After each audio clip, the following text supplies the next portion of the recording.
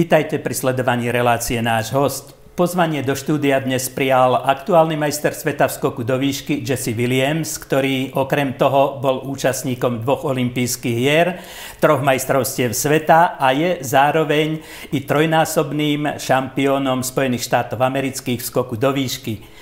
Okrem neho vítam i Zuzku Trojákovú, ktorá je členkou organizačného výboru Banskobystrickej Latky a samozrejme dnes pri našom rozhovore nám pomôže s tlmočením. Dobrý deň. Jessi, snom každého mladého športovca je zúčastniť sa olympiády. Tebe sa to podarilo 2-krát, štartoval si v Pekingu a štartoval si v Londýne. Ako hodnotíš tie svoje vystúpenia? Dream of every athlete is to attend Olympic Games, and you already attended 2 Olympic Games. Can you compare these Olympics, and which of them you would consider like better experience for you? Yeah, the Olympic Games is very special, and it was even more special for me last year because I had won the World Championships the year before. And I made the finals last year, and I placed 9th. It was a good experience. I had a really good time. I wish I could have done much better, but I was still happy with how I did, and representing my country on any stage is very special, so I really enjoyed London. Každá olympiáda je určite skvelou skúsenosťou a skvelým zážitkom pre atleta. A minulý rok to bolo ešte špeciálnejšie pre Jessiho, pretože nastupoval ako uradujúci svetový šampión. Skončil nakoniec na 9. mieste, určite si želal viac, ale aj tak musí povedať, že to bolo pre neho úžasný zážitok a určite si to užil. A dúfa, že sa ešte bude môcť teda účastniť aj ďalších olympiád. Na obidvoch olympiádach skočil zhodne po 225 cm, kým v Pekingu mu to stačilo na 19. miesto v kvalifikácii, v Londýne to bolo 9. miesto. No ale poďme teraz k tej najbližšej olympiáde, tá bude na americkom kontinente v Rio de Janeiro, takže ak mu všetko pôjde tak, ako mu to išlo v rámci majstrovstiev sveta, že v Helsinkách i v Osake japonskej sa neprebojoval do ďalších bojov, ale v Dagu, v juhokorejskom Dagu, skočil vlastne 235 cm, stal sa majstrom sveta, takže olympiáda by to mohlo byť to isté. V Pekingu neprebojoval sa skončil v kvalifikácii, v Londýne bol 9. No a v Rio de Janeiro možná, že bude siahať na medailu. So, looking for Rio Olympics in 2016, what do you think about your performance there? Do you already think about what can be the result, or is it still too far away? Do you compare it with your former participation at the World Championships in the history? With Rio, yeah, it's 3 years from now, and this year there's a World Championship outdoors, so I'm mainly focusing on this. It's 1 year at a time. There is an ultimate plan for me to perform well in Rio, but one year at a time, and I want to focus on jumping well in the World Championships in Moscow this year. Myslím, že tá olympiáda v Riu je ešte trošku ďaleko. Je to vlastne necelé 3 roky od tohto momentu, takže on teraz má úplne iný cieľ a to je majstrovstvá sveta v Moskve, pretože tam chce určite svoj titul obhájiť a potom na olympiádu sa bude pripravovať samozrejme až neskôr. Takže ešte na to tak veľmi nemyslí intenzívne. Poďme teraz k tým jeho štartom v Banskej Bystrici. Ten prvý štart v roku 2008 skončil hneď po prvýkrát v Banskej Bystrici na 2. mieste, preskočil ho miláčik banskobystrického publika Stefan Holm. Takže ako sa vlastne dozvedel o banskobystrickom mítingu a ako bol spokojný s prvým štartom? So, remembering your first start in Banská Bystrica, you were finishing second, and after Stefan Holm, who was the favorite of the local audience. So how did you find out about this competition, about Banska? What was your motivation to come here, if you can explain this? I had heard about the competition from some other high jumpers. Stefan Holm had told me about it, and he said, oh, it's this really great community for high jumping, and they can get you to jump very high heights with just the atmosphere of the hall. And he really liked it a lot, and he convinced me that I needed to try it and see what it was like. So I went one time, and now here I am, my 5th time. I got second the first 4 times, so maybe this time it will be a different result. Takže počul o Banskej Bystrici už z úst ostatných atletov a výškarov, špeciálne z úst Štefana Holma, ktorý je jeho kamarát. A ten sa ho snažil presvedčiť, aby určite do Banskej prišiel, že sa tu dobre skáče, čo sa teda osvedčilo už v prvom štarte, kedy bol na 2. mieste. A odtedy vlastne každý raz to 2. miesto vybojoval a teraz tento rok je tu 5. krát, takže verí, že to dokáže to umiestnenie možno ešte aj trošku vylepšiť. Jessi, najbližšie k víťazstvu v Banskej Bystrici si mal v roku 2009, kedy si skočil 236 cm, čo je tvoj osobný rekord, ale prekonal tá Švéd Torbland, ktorý mal taký istý výkon ako ty, ale lepší počet pokusov. So maybe it was the closest, you were closest to victory 2 years ago when you were jumping 236 with Linus Turnblad, who is your friend as well. So what were your feelings there? The competition had a really high level at the time. Yeah, of course I wanted to win, but I set a personal best, 236, and I was very happy. It's these competitions like this, it's about having fun, and you want to perform at a high level, but if you can do both, it's really special. And that year, even though I was second place, the result was still really, really good, so I was happy. Tak tieto súťaže sú hlavne o tom, aby tí výškári mali z toho dobrý pocit, aby si dobre zasúťažili a trošku sa možno aj zabavili. A keď sa k tomu pridá ešte dobrý výsledok a v jeho prípade ešte osobný rekord, tak je to niečo extra, bol to pre neho úžasný zážitok. Takže v tom momente mu možno ani nevadilo, že nakoniec skončil druhý. S Linusom sú obaja dobrí kamaráti, takže aj keď vlastne on už nezávodí, nesúťaží, tak stále sú v kontakte a tie súťaže sú o tom hlavne si to užiť, takže bol aj v tú dobu veľmi rád, že to tak vyšlo. Jessi, pri tvojom mene stále svieti najlepší osobný výkon v hale 236 cm a 11. február 2009 Banská Bystrica, takže americkí atléti i ďalší výškári zrejme už o tomto podujatí a o tomto meste počuli. Rozprával si im, ako to tu vyzerá? So still your personal best from indoor is like from Banska 236. Did you tell also to the other athletes about this meet when you still have this personal best from here? What did you tell them? Yeah, I mean, I told them I tell athletes still that it's one of my favorite competitions and the atmosphere is unbelievable. And even if I'm not in good shape, I feel like I can jump very high. And it's because this city really gets behind you when you jump, and it makes it a lot of fun. And I think all the high jumpers, top level high jumpers in the world know that this place is special for jumping.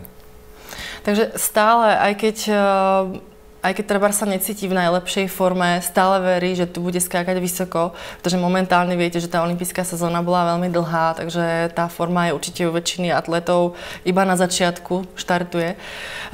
Veľmi hovorí všetkým atletom, ktorých pozná a kamarátom o tom, ako sa v Bystrici skáče dobre, aká je tu úžasná atmosféra, ako to mesto cítite na svojej strane, ako vás povzbudzujú. A vždycky dúfa, že tu predvedie čo najlepší výkon aj kvôli tým divákom, ktorí ho tak veľmi dobre povzbudzujú. Jessi, ty si skákal na halových majstrovstvách sveta vo Valencii, skákal si v katarskej Dohe, no a samozrejme doma v newyorskej Madison Square Garden, takže keď porovnávaš jednotlivé podujatia, čím ťa táto Banská Bystrica predovšetkým zaujala? Len tým, že je tu vynikajúce prostredie, výborní diváci? Well, you already tried many competitions, outdoors, indoors, for example, in Madison Square Garden in New York, in Doha, wherever. Is there something what you can describe about Banska, what is special or what really attracts you on this meeting comparing to the other meetings? I think it's a combination for me. I always jump well here, and just the fans are really giving. They cheer everybody on, and when you're jumping really high, they get behind you to push you to new heights. And there's not many places like that I compete at. All these big venues like Madison Square Garden, or I've competed all around the world. everyone is a little different, but this one, the atmosphere it's really special. You can't find it in other places, and because of this, it makes you jump well. And with that combination, it's a good combination. Yeah. Takže hovorí veľmi úprimne, že asi je to kombinácia oboch dvoch faktorov, a to vlastne toho, že sa mu tu skáče dobre, a aj tej podpory tých divákov, pretože naozaj diváci podporujú každého atléta. A keď sa vám ešte darí, tak vás podporujú o to viac, a to je strašne jedinečná atmosféra, ktorá nikde inde na svete takáto nie je. A on teda hovorí sám, že skúsil súťaže naozaj všade vo svete, ako ste hovorili, v New Yorku, proste na všetkých kútoch sveta, precestoval celý svet, ale táto atmosféra tu sa mu zdá úplne jedinečná, preto sa sem aj rád vracia každý rok. Áno, tie jeho 4 štarty, 4-krát druhé miesta v Banskej Bystrici a 4 pokusy na 230 cm, to už niečo znamená, ale poďme teraz blížiacemu sa banskobystrickému podujatiu, ktoré bude jubilejné, 20. ročník v stredu. Čo očakáva od tohto štartu? So your results are really impressive here. Every time over 230, second place. But looking forward to Wednesday competition, what is your expectation this time? I've come off to a slow start of the year, but I know I'm in good shape and I'm starting to do things better. I've competed in 3 competitions and I've underperformed, but I know that Banska always makes me jump to my potential. And I'm hoping with a little magic here in Banska, I should be able to jump over 230 again and have a good result. Možno pre divákov, ktorí sledujú tie výsledky, tak vedia, že Jessi mal trošku pomalší štart sezóny. Je to aj tým, že tá posledná sezóna bola dlhá, ako som hovorila, z olympiádou a podobne. Takže tie výsledky sú zatiaľ také mierne, mal zatiaľ 3 súťaže. A v stredu určite by bol rád, keby zopakoval ten výkon na 230, ale je to pre neho možno taká trošku mágia, ktorá by mu určite mala pomôcť v tej Banskej, aby to dokázal naplniť a prekonať. Čo hovorí na súperov, preto všetkým Katarčan Bašri, ktorý má skočených 239 cm, bude tu druhý z majstrovstiev sveta, ruský pretekár, ktorý mu veľmi dobre konkuroval, dá sa povedať juhokorejskej doge. No ale budú tu i ďalší, napríklad Gret Kostadinos a ďalší pretekári. Skutočne sa zišla v Banskej Bystrici na 20. ročníku výborná konkurencia, ktorá by mu mohla pomôcť k tým 230 cm. So maybe there will be good company to push you up here in Banska, because there is Barshi Mutas and Bani Otis, Alexei Dmitriuk, who was second at the World Champs. So yeah, what do you think? Will it help you as well to push it higher? Yeah, the competition level here is the highest. I think a world lead, although it is high now, is very possible to be jumped, and whenever you see other people jumping well, it makes you want to jump high. And so I think I'll have plenty of competition here, and it'll be a good one to watch. Well, pardon. Áno, samozrejme, že určite, keď vidíte ostatných výškarov skákať vysoko, tak vás to motivuje k tomu, aby ste aj vyskákali vysoko. A on hovorí, že ten svetový výkon roka, ako teraz drží Barshi Muta zo včera 237, je možné ho tu prekonať. Tomu verí, že on je naozaj v takej forme, že sa toho môžeme dočkať, a určite verí, že aj on sám ukáže lepší výkon, než ukázal v tých predošlých súťažiach. Poďme teraz k tým letným súťažiam, nie v hale, ale vonku. Ty si držiteľ osobného rekordu z hlavného mesta americkej atletiky v Eugene, štát Oregon, kde si skočil tento výkon. Takže čo hovoríš na domáce podujatie a na tvoj osobný výkon vonku? Your personal best is from Eugene, your hometown, right? And just can you describe us the atmosphere there, and what is the feeling to jump over there at home? How did you manage to jump personal best? It's always different jumping at home. At this competition, I had 30 friends and family members watching me. So that creates a special atmosphere, and it's home. It's where I train. I know the facilities. I know the weather. I know everything about the city. It's much different than competing at a far place. But the atmosphere is really good because in Eugene, where I live, the crowd gets behind the hometown athletes like myself. So with that behind me, it's a different atmosphere, and it's a good one too. Maybe my favorite competition outdoors is anything in Eugene. So they usually push me to jump high heights too.